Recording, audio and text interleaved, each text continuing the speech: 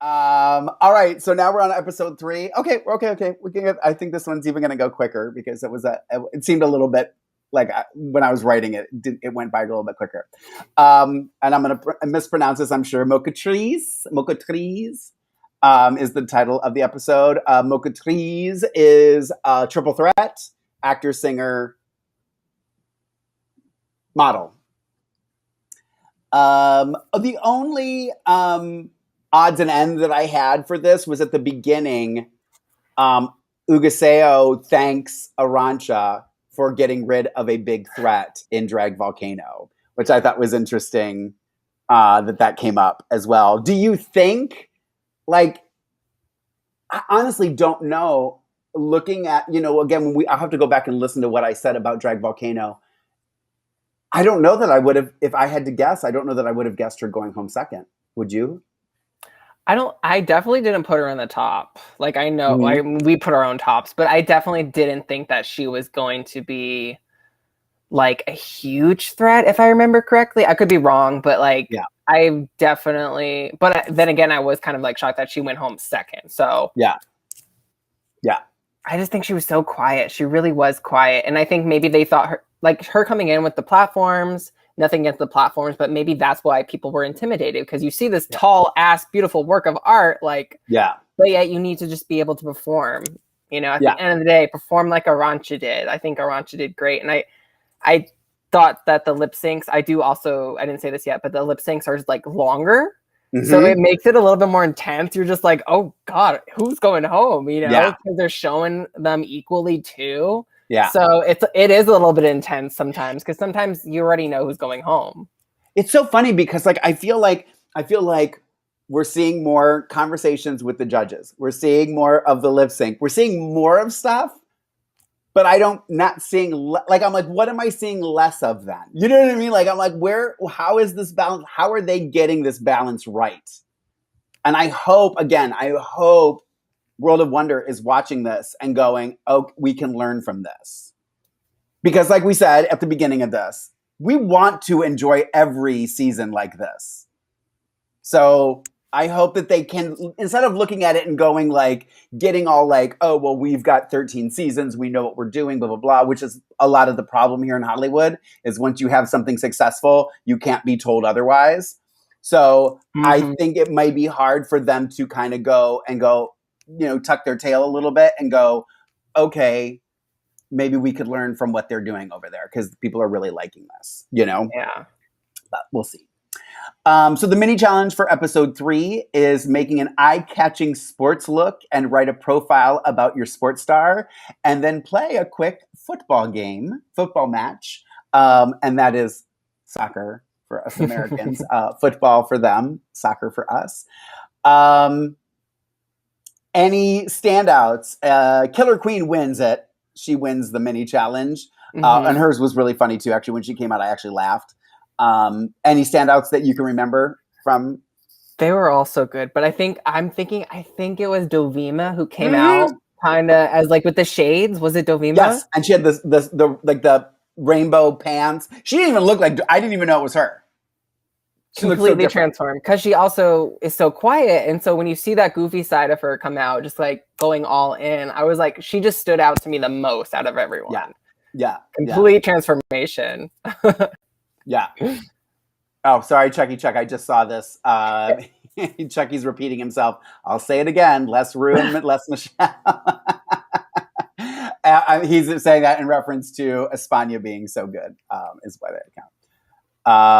All right. So the Maxi Challenge was to design their own advertising campaign to sell yourself to the world as a top influencer / triple threat. MOCATRIZ, which is the name of the episode.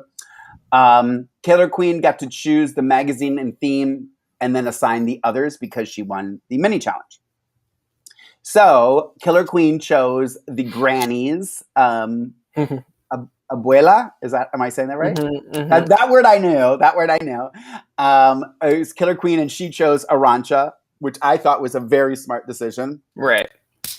I thought she chose the best category, and I thought she chose the best partner she could have for her. glamour, and then she decided to try to give everybody what she thought they would want. So she gave glamour to Carmen and Dovima. She gave hookers to Sagittaria and Inti, and she gave nasty girls to Poopy and Hugaseo. I mean, if you're basing her choices on casting, I mean, she gets an A+. Right. The casting was on point. Yeah. Now, if you wanted... Yeah, go ahead. No, but obviously Carmen obviously wants to show different sides.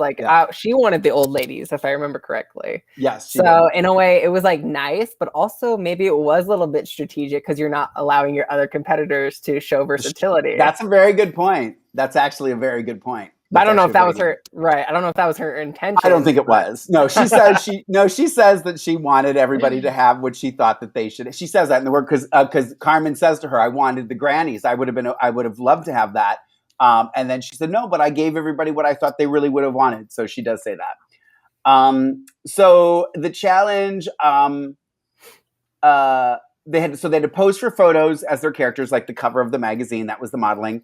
They had to lip sync on a treadmill, which I think was very lax because there wasn't a lot of lip syncing on the treadmill, which was the singing portion of it. And then their acting part was an improv, which actually I have to say I thought was very difficult. I mean, for somebody who studied improv, I thought what they were asked, that improv challenge was a very difficult improv challenge. I mean, they were not given anything. I feel like our versions, they give them talking points and stuff. I don't know that they did this.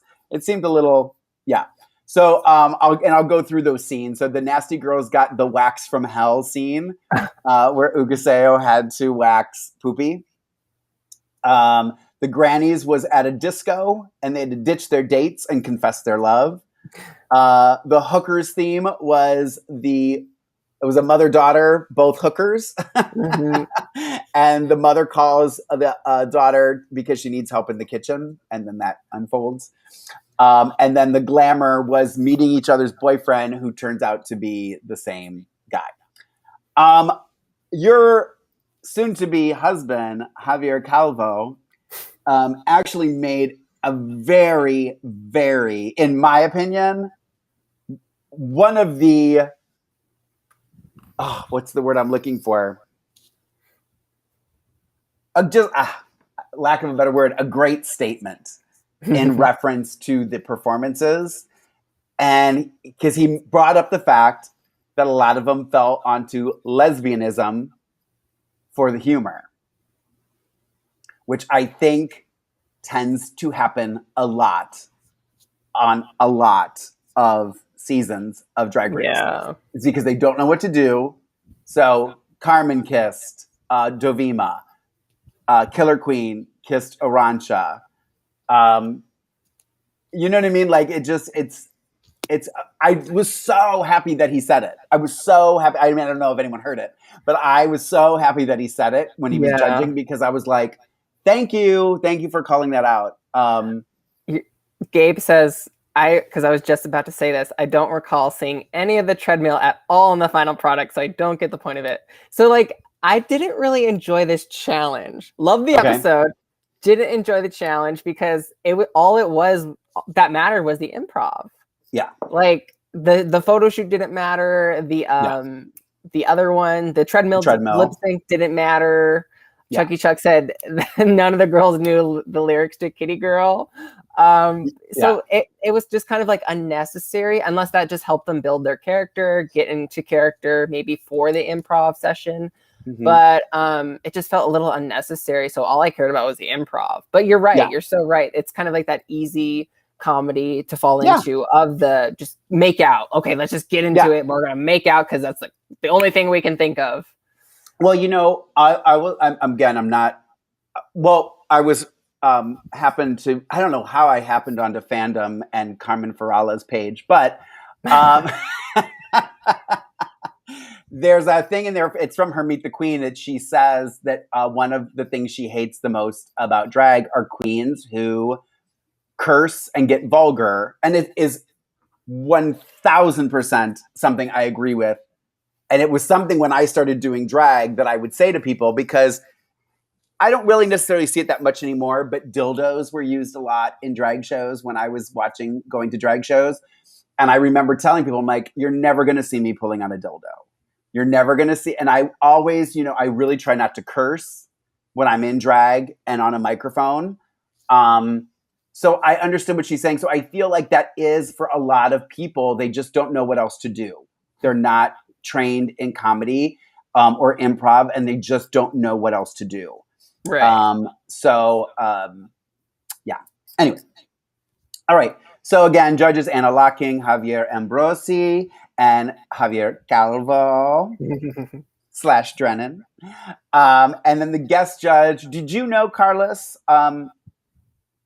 No. I guess he's a comics artist. Did you know that? He's an actor, singer, and comics artist. When I Googled him, that's what came up. So again, I'm only going to do tops and bottoms. And there's actually only 4.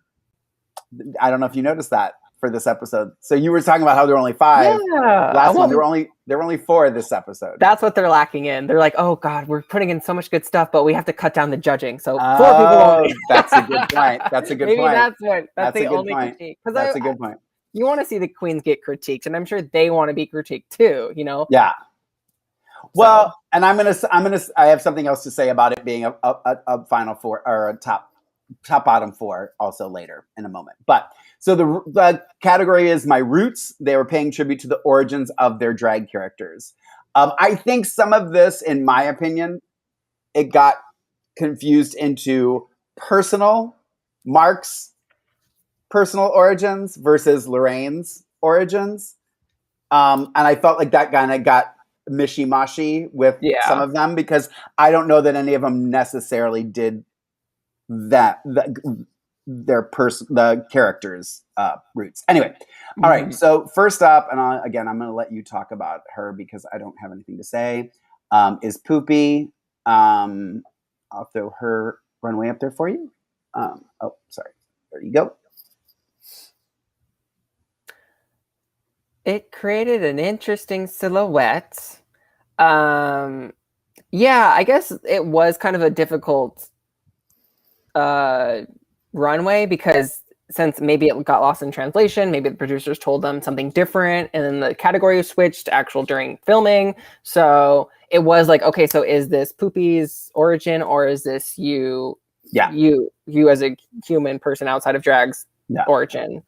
So I enjoyed, though, like hearing about what they did have to say about maybe some of the items on their outfits and where they're from.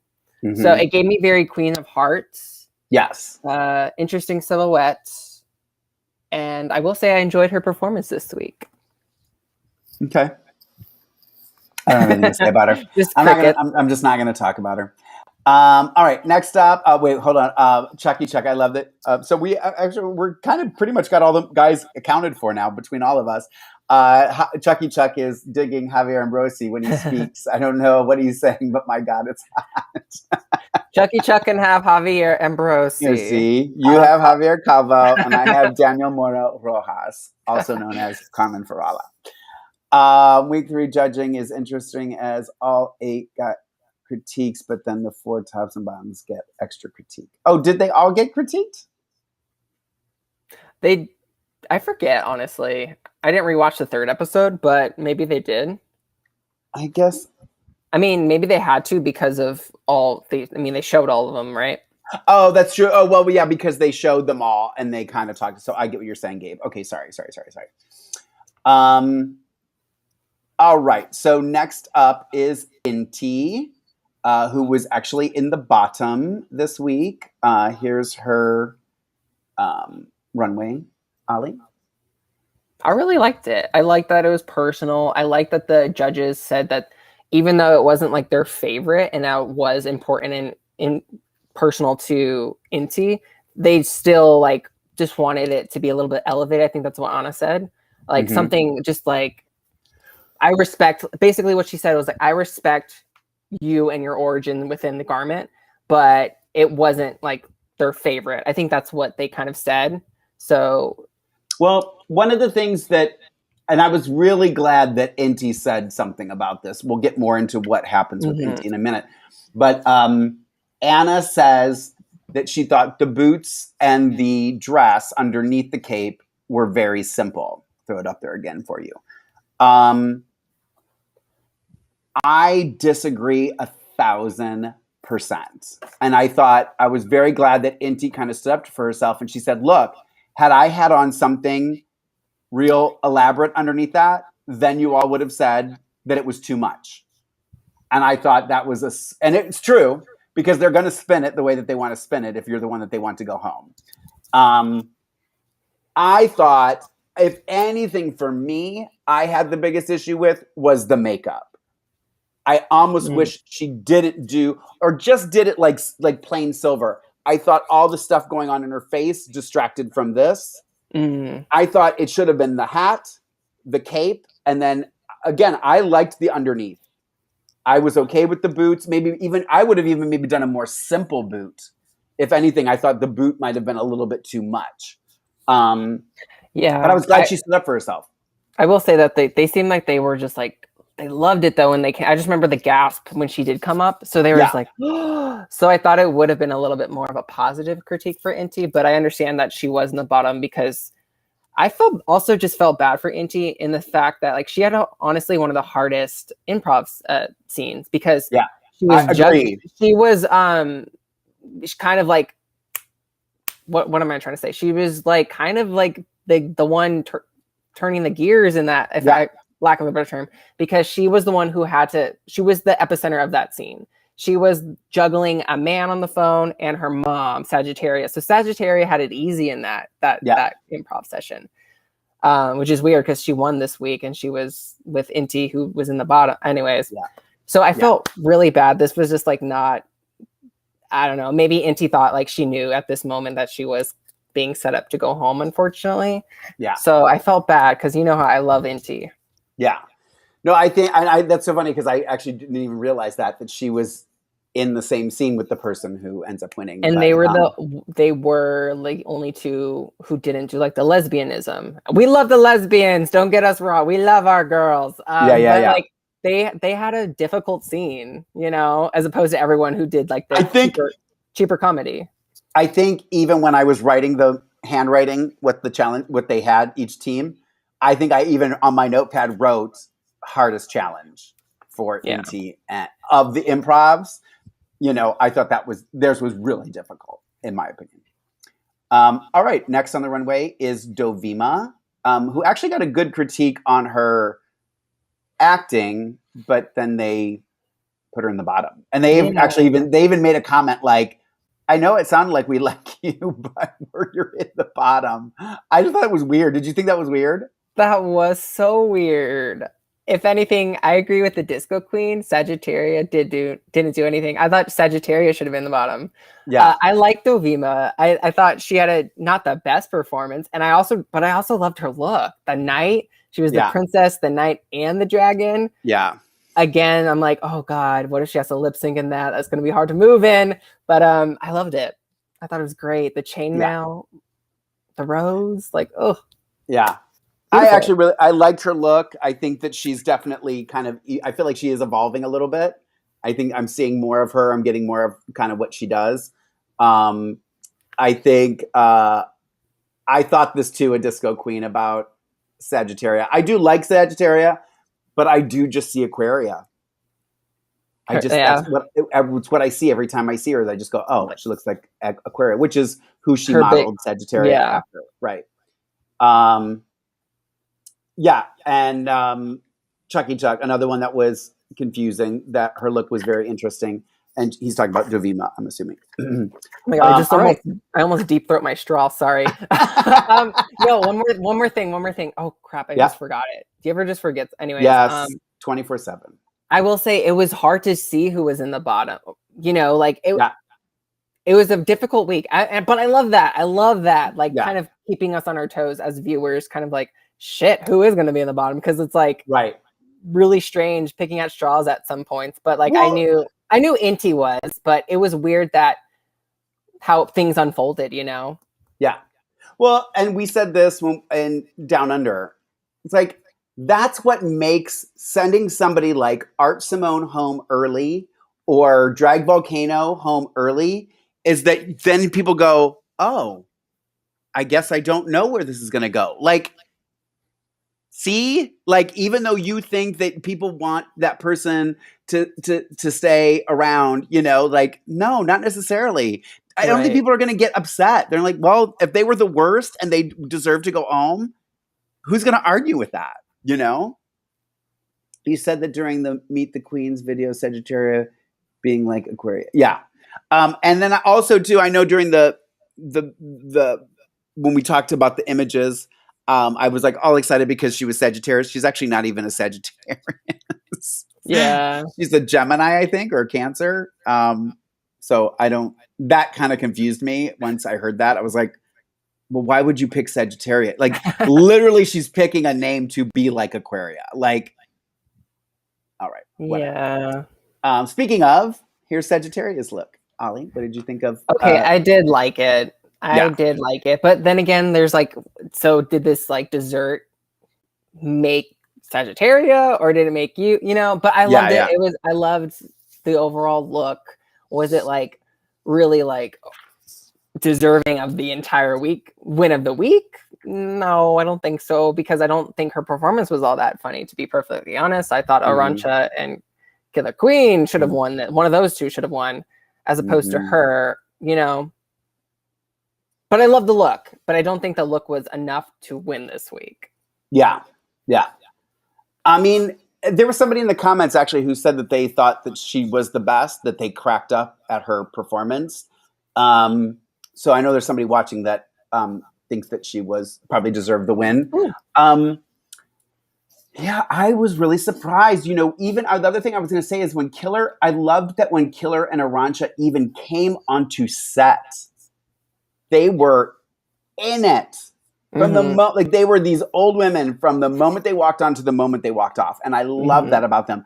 I was actually really surprised. This is again, I think, where there's maybe a little dick in the soup for here. As much as we're loving it, we are loving it, though. Don't get us wrong. We are, but it can't be perfect. So we have to. It would be boring if we were just like, "Oh my god, this is the best thing ever." Yeah. So as we said, Sagittarius ends up winning. Dovima. I was gonna gave a little bit away. So basically, what ends up happening. So this is what I was gonna say earlier. So there's a final four. Now we cut to them walking off the stage, and then we cut to Poopy, who's talking about how she can't understand why Inti would just automatically assume she's lip syncing. Girl, there were 4 of you. 2 of you in the top, 2 of you in the bottom. What reason does she have to think what they're going to call somebody out of the back to come lip sync against like, it just didn't make sense. And again, this is another one of those moments where I was like, we just have to show what Poopy's saying. We need to show Poopy on TV more. We need to show Poopy. And I'm just kind of really like, I'm not falling for it. So that annoyed me. So basically what ends up happening is Inti decides to leave the competition. She just, again, kind of like, this is something else that I like about it, is like, I feel like they're not just like, I like that they're fighting back a little bit. Like, I like that Drag Volcano says, well, why don't you make them do what I'm doing? I like that Inti was just like, no, if I would have worn something more colorful, you would have just said I was wearing too much. Like, they seem like they're, I don't know. Do you get what I'm saying? Yeah, no, I get it. They're being themselves, and they're not afraid to be themselves. They're not afraid to bite the hand that feeds them, I guess, in a sense. And it's like they're not succumbing to the overall production of what they want. Yes. What the show's trying to what the show wants. Know? Yes. And yes, I know that's what it is. I think some people will like disagree and be like, oh, she was so disrespectful of like leaving, which, we'll talk about a little bit more. But like, she was just standing up for herself, and she's young. Maybe she wasn't in the right headspace. Maybe mental health, I think, is the most important thing. Not saying she's down on her mental health by any means, but maybe that's the case, but overall she stood her ground and made a decision that was best for her when she felt that like she was going home. Like there was nothing that she could do to save her. So I respect her decision, you know, like it's like, what is it? A self-fulfilling prophecy kind of. Yep. And she wasn't going to play their game. And I respect that if that was the case. Yeah. And I think you were going to say something about this earlier. So I'm going to throw this question at you from Chucky Chuck. He says, do you think Rue would have gone into the workroom and talked a queen into staying like Supremme did? Absolutely. You were gonna say something about that earlier, weren't you? Yes, that I love that Supremme did that. Yeah. Because that showed that she cared about Inti. No. Yeah. That like she cared about the show. That she like if she didn't do that, like you probably would have seen like a producer do that. I don't know. It just was it felt honest to me. Maybe someone disagrees, but it just felt like she really cares about these contestants, regardless of whether there's producing going on, which there is probably. Yeah. It was just nice because I don't think Rue would have done that. You know, sorry, Rue, but it would have been a producer talking to or whoever Rue would be, you know. But it was nice. I really enjoyed that it was handled and she was respectful. She didn't get mad. Supremme did. She was totally respected her decision to Inti of leaving the competition. Yeah. I agree everything with you said. And I agree with you guys in the chat too. I don't think Rue would have walked back there and tried to make somebody stay. No, because Rue didn't want to doesn't want them to be seen in the sweatpants. Right. That too. Love you, Rue. We love you, Rue. Too. We love Rue's just like, I know. Where's that meme? So because Inti decided to leave the competition, again, another interesting choice for the show. I don't know that I don't think they would have done this on a regular season either. Supremme says, well, we're still going to do a lip sync. And Dovima, the stage is yours. And she even says before she sings, you're not going home. She says, just to sing. The other thing that I liked was as it was ending, all the girls came up and joined her. All the judges stood up and were dancing. Like, it was just, I asked the same question that Chucky Chuck asked. Would they have done that on a regular season? Yeah, I love that too when they all joined. Because I was thinking like they should join her. Like someone let them up on stage. She's not going nowhere. But it was such a good heartfelt moment after the sad, unfortunate leaving of Inti, quitting of Inti. Because I definitely love her, but I definitely saw her going home if she was to lip sync. Yeah. It was just important. It was just all I will say is is that I was weird to see Dovima in the bottom to begin with. Well, I think like you were saying, and a lot of people in the chat room too, they were so confused by this episode. I think the third one was by far like kind of the most like, huh? Like even the mini challenge, the soccer, the the Maxi challenge with the treadmill and everything just kind of being like wishy-washy. It just seemed like a weird episode. I mean, we'll see. There's always one, at least one. Yeah, at least one. But I think Chucky Chuck making a good point. It feels like Family and Supremme was trying to understand what Inti was going through. I think that's kind of what you were saying as well. Because there could have been more to the story too. And when you're in that pressure cooker, and if there's something going on in here that isn't all like 100%, like your mental health is more important if that's the case. Yeah. Or if you just don't want to be fucked with, more power to you. Yeah. All right. So a couple mirror moments, and I have some fans of the week and quote of the week too, and then we are done, guys. So we're almost done. So mirror moments for episode 3. There was also a mirror moment with Killer Queen, who I just fell in love with even more. Her being bullied in school for being morbidly obese, told a story about how when they were changing in the locker room, they took a photo of her, and it's different now. When I was in school, you would have to literally have a camera in the locker room, which probably wouldn't have been permitted. Now everybody has their cell phones and they can take pictures so easily of people. That took a picture of her changing in the locker room, and she said she would pretend to be sick. So she didn't have to go to school. I think the most important part of what was said was her talking about why, and I think this is a lot with me too, is like, you know, Rue says it all the time, you know, the same power you have in drag, you can have out of drag. But I think it's hard for us sometimes, you know, and Killer saying how Killer Queen, her character, empowers her and helps her kind of get through those moments. I would say the same thing for me. And then her saying, hoping that other young kids who are watching this, who are going through this, can see that it gets better, can see that they can take control, can see that they can empower themselves and feel great about themselves, you know. I think is an important message. You know, for me, I just think back like what it would have been like for me at a young age to see some of these things that I'm seeing now. Oh, and I was gay. I mean, there was no getting like people, like me coming out was not a shock to anybody. You know, I didn't act very different than I do. The door was always open. Well, people would say that to me. They go, Mark, what were you like when you weren't out? Because I didn't come out till I was 23. And I say, ask my friends, they'll tell you. And they said it was exactly the same. He just said that he liked girls. So I didn't act that different, but I just didn't say, you know, or I just didn't talk about it. I just didn't talk about girls, or I just, like, if someone's like, what do you think of her and stuff? I'm like, yeah, whatever. Let's talk about this, you know?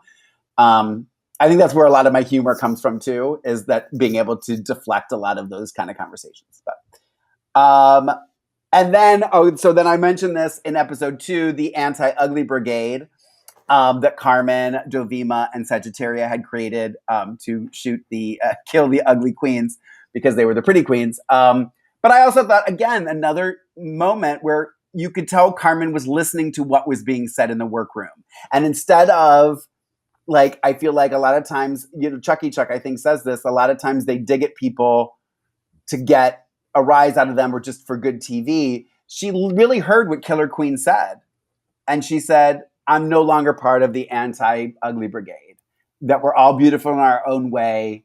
That we're, even though that I on the surface may seem pretty, you know, there's ugly things about me and stuff like that. You know, like I thought that it was important for, again, another important thing to happen for people to see that are young, that watch these shows, right? You know, and don't let Killer Queen also said, don't let couple morons fucking send you in the wrong direction. And I also just, again, with Carmen, I loved her story about the Lynx and her dad in the national park. I know she wasn't on the stage, but like that stuck with me too, and how important it was. Because at first I was like, catsuit, what? Yeah. But then having that origin also is like, wow, that was really beautiful of her dad passing away. Yeah, I don't know if we said this earlier, but you know, she even admits, like in the first episode or second episode, you know, I'm a crier, you know, and every episode, Carmen has cried. She's the crier of the episode. But it is, I mean, would she say 18 months ago she lost her dad? So it wasn't, it's very fresh. So I'm very familiar with that. So I can understand why she would get emotional. All right. My quote of the week goes to, I never thought I'd be saying this, Dovima. She said, if you wanted a private show, all you had to do was ask. That was good. Yeah, when she had to lip sync by herself. All right. So I do actually have a couple fans of the week I saved till the end. I'm going to butcher your name, and I apologize in advance. All you fans of the week probably hate me because I butcher these names, but Alafa Lapua on our YouTube channel said, I don't mean to sound biased. This is in reference to Drag Race Down Under video.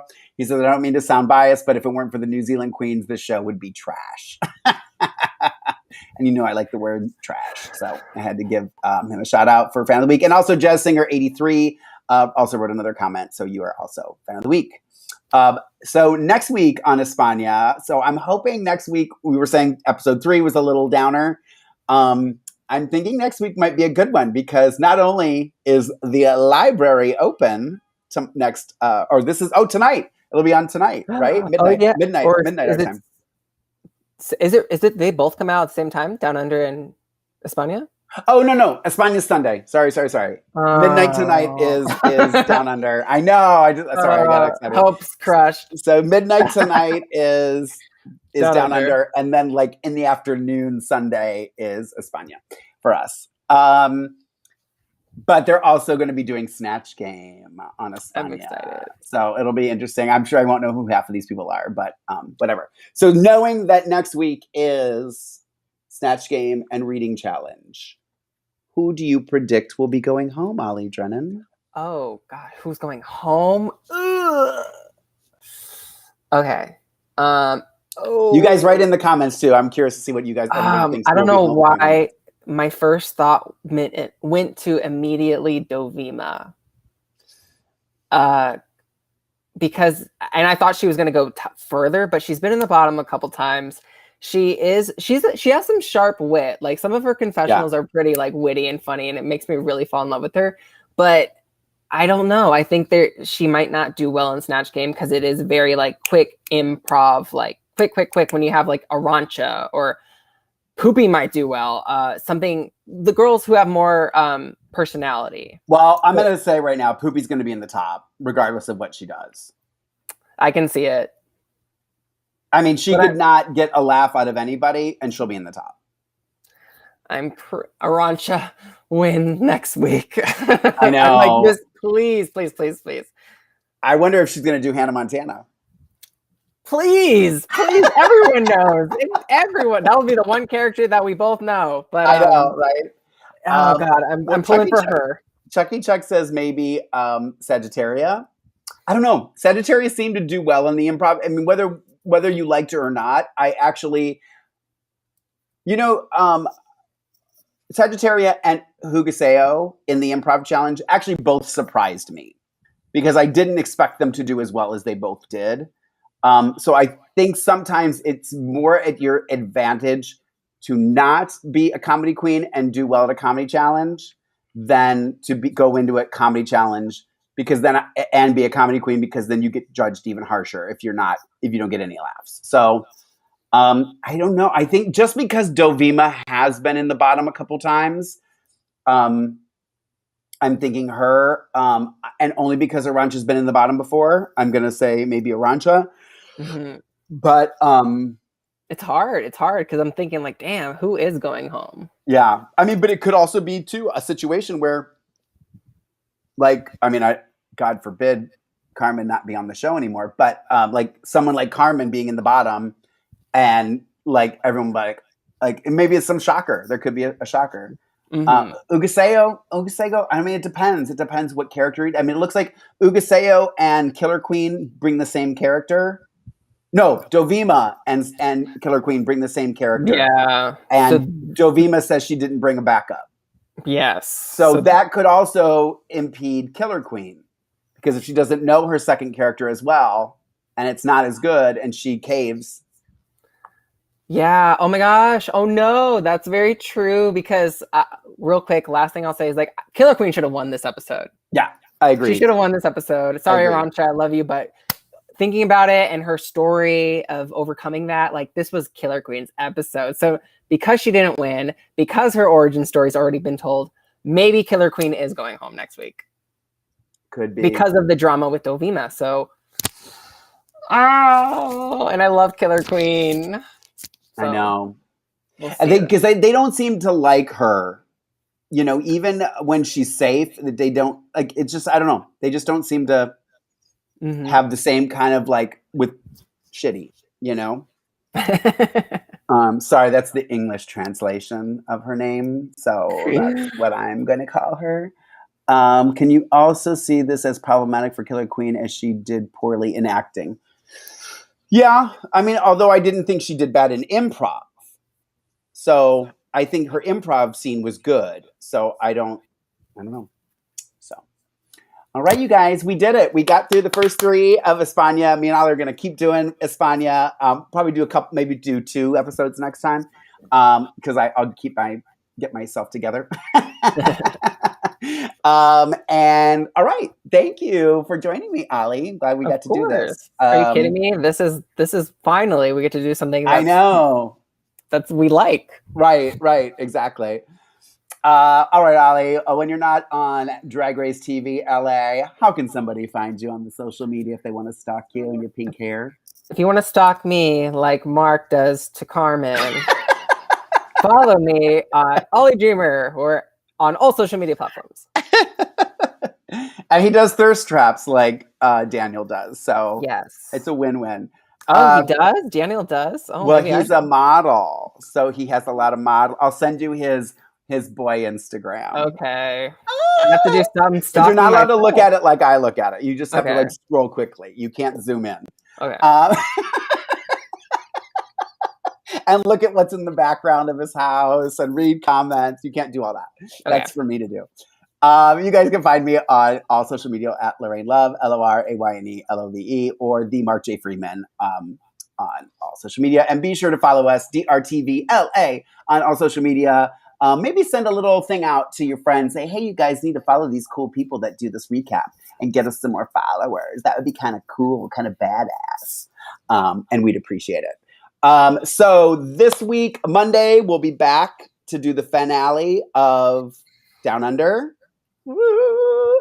And then the following Sunday, the 27th, Ollie and myself and Jayla will be back to recap episode 1 of All-Star 6.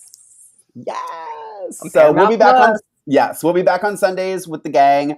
Everybody, we kind of coming and going because we're all busy, but we'll all be here on Sundays. Maybe 3. It could be earlier. There's a discussion amongst our group to move it just a little bit earlier on Sundays. So just keep an eye out on our DRTV LA social media. That's how you will find out what is going on with us. Okay, guys? Thank you to everybody who joined us in the live. We love you guys. A Disco Queen, Hello Kitty, Roro, Gabe, of course, Chucky Chuck. Lewis was in there. Oh my gosh, there's so many people in there today. Thank you guys so much. Thank you. We love you, and we'll see you very soon. Love you guys. Bye.